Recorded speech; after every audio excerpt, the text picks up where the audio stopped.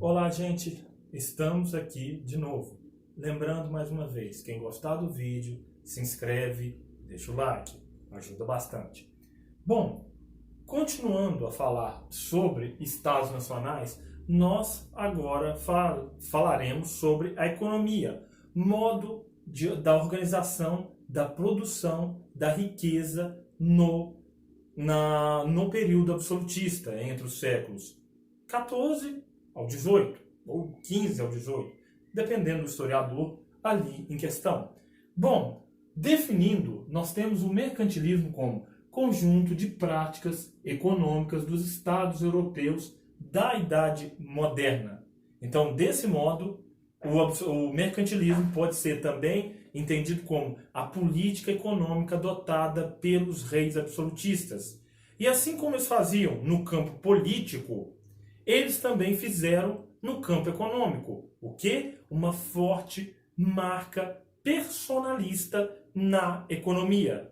Então, o mercantilismo foi uma prática econômica, mas sempre levando o que cada região tinha para oferecer. Então, nós vamos ver o caso da Espanha, de Portugal, da Inglaterra e da França. Cada lugar deste adotou uma política mercantilista que mais bem atendesse, que melhor atendesse os seus anseios. Mais bem não dá, né, gente? Que melhor atendesse os seus anseios. Então, outro ponto marcante dessa política mercantilista é a intervenção do Estado na economia. Intervenção que acontece até os dias de hoje? Sim, mas a intervenção do Estado na economia era direta em tudo. Como, por exemplo, se você quer explorar uma determinada mercadoria, por exemplo, você fosse um colono aqui no Brasil do século XVI e fala assim, olha, rei, eu quero plantar café, o rei virava para você e falava assim, não, você está no Brasil para plantar cana-de-açúcar, pois a cana-de-açúcar tem um bom preço no mercado europeu. Então a vocação que você tinha não era sua, era dada pela vontade real. Então você sempre explorava aquilo que os reis te determinavam. Principalmente quem ganhava concessões de terra, quem ganhava grandes lotes de terra. Sempre aquilo que estava mais em voga no mercado europeu. E isso, né, é uma marca de intervenção do Estado na economia. Outro ponto também, importantíssimo naquele momento, é a captura de metais preciosos. E aí vem um ponto interessante. Qual é este ponto?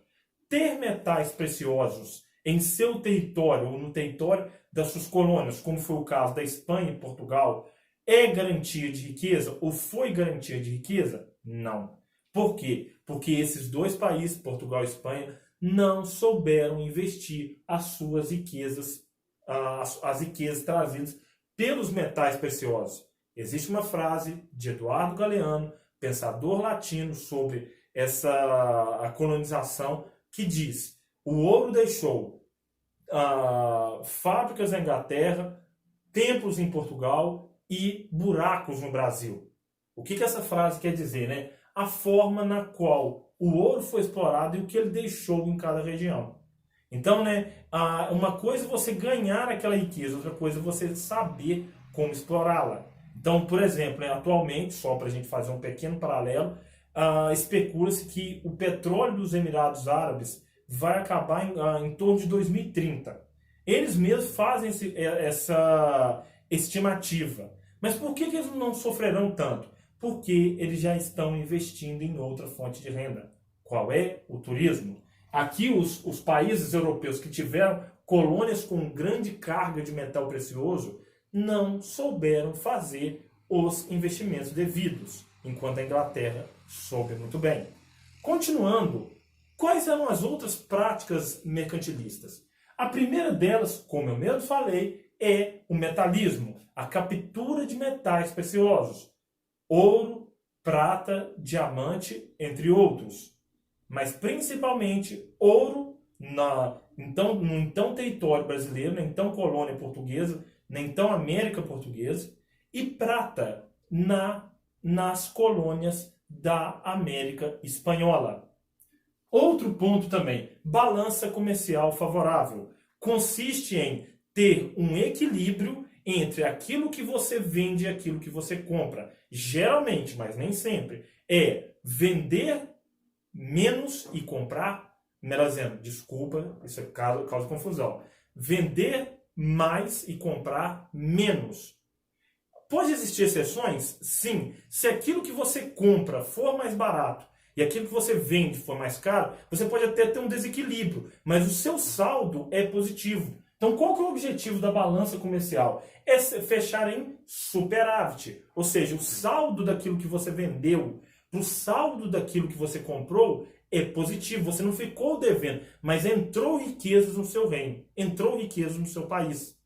Ao contrário, é chamado de déficit, né? Quando você vende pouco e compra muito.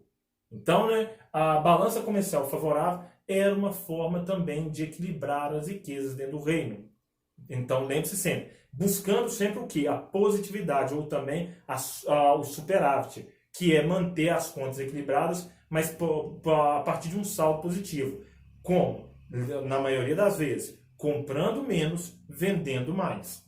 Outro ponto também são as manufaturas, as atividades comerciais praticadas por artesanato e a produção mesmo com máquinas movidas por seres humanos. Então, né, manufatura inicialmente aqui foi o nome dado a essa atividade comercial, principalmente uma atividade ligada à compra e venda de mercadorias. Quem fez uma prática manufatureira muito forte na Europa naquele momento? A Inglaterra.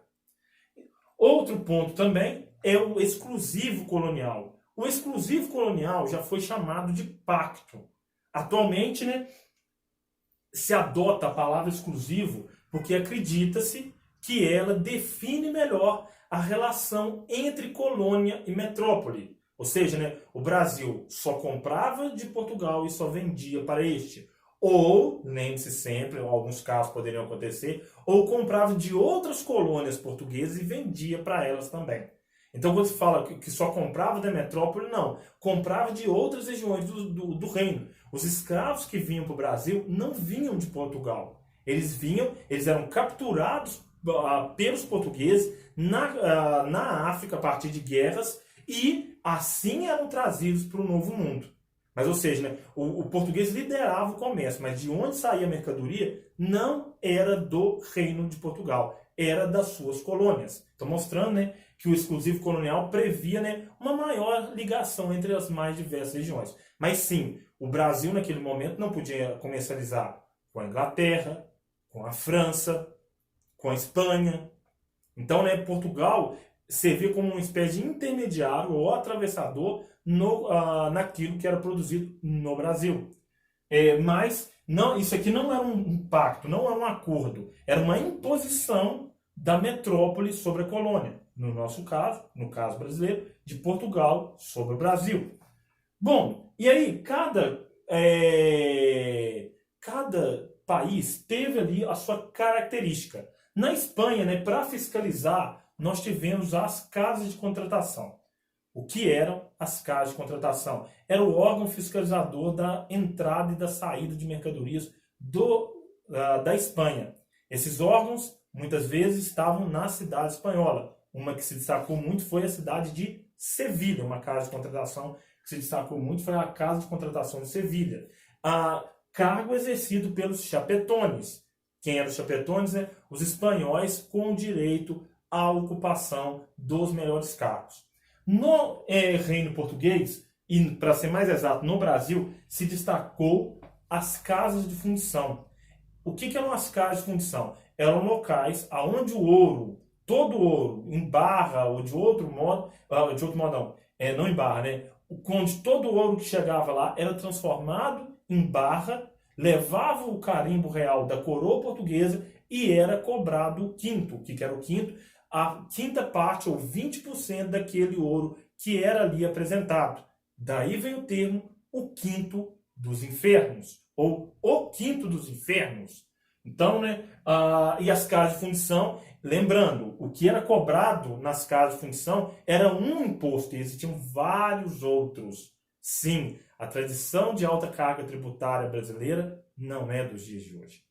Outro ponto também, em outro país, o colbertismo. A política do ministro do rei Luís XIV, Jean-Baptiste Colbert, era o ministro do Luís XIV, ficou tão famosa, né, que ganhou o seu próprio nome. E no que consistia o colbertismo? Consistia no comércio de produtos de luxo. Até hoje, ainda a França carrega esse glamour. Até hoje a França ainda carrega a marca, né? Olha, um produto da Louis Vuitton, olha outras marcas francesas que são marcas de nome, de respeito no mercado internacional. Marcas de luxo. Essa tradição pode ser, de certo modo, né, pode ser entendida que começou durante o governo de Colbert. Na verdade, não o governo, né? A gestão de Colbert, no governo de Luís XIV. Então, as roupas francesas, os saltos franceses, as joias francesas eram muito bem vistas nas casas reais. E eles cobravam caro por isso. Então, desse modo, ganhou o nome de colbertismo, essa política de exportação de mercadorias de luxo, o que equilibrava as contas na França, né? Muitas vezes, não todas. Para terminarmos, nós temos a Inglaterra com a atitude comercial. A Inglaterra teve ouro diretamente? Não. Prata diretamente? Não. Mas ela soube, a partir da atitude comercial, a partir principalmente lá dos chamados atos de navegação, que eram atos, né, medidas que determinavam que toda mercadoria que saísse ou entrasse em portos ingleses só seria com navios ingleses ou com 50% de tripulação inglesa. Então, ou seja, com o tempo, as pessoas, os países que comercializavam com a Inglaterra sempre achavam melhor, vamos contratar um navio inglês mesmo, porque é mais fácil e é de melhor qualidade. Então, essa atitude de comércio, né, vendendo muitos tecidos, e tecidos para que o que hoje em dia nós chamamos de classe média baixa, e até mesmo para os mais pobres, né, vai fazer com que a Inglaterra acelere o seu processo de produção, chegando à industrialização. Então, de certo modo, essa atitude, né, comercial da Inglaterra foi aqui o embrião, a semente plantada para que a Revolução Industrial, em primeiro lugar, acontecesse lá. Sobre características da Revolução Industrial, veremos num outro momento. Por hoje, muito obrigado.